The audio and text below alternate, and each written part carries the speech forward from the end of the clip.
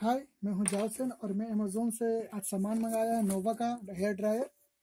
आप देख सकते हैं ये अमेज़ोन से आया है। देखिए ये सिर्फ 399 रुपये की है, जिसे मैंने अमेज़ोन से मंगाया है।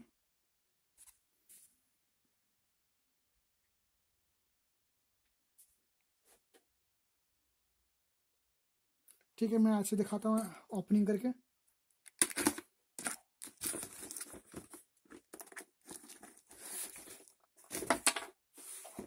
और आप इसे देख सकते हैं, ये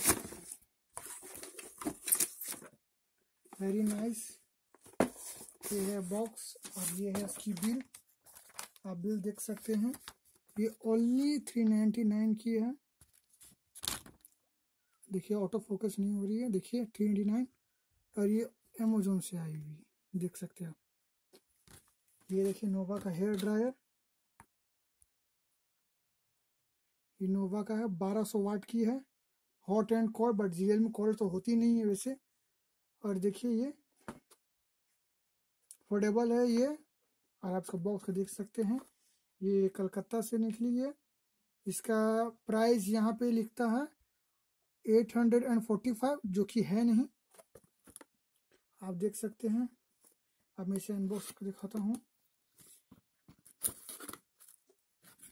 ये रहा हेयर ड्रायर विथ पैक।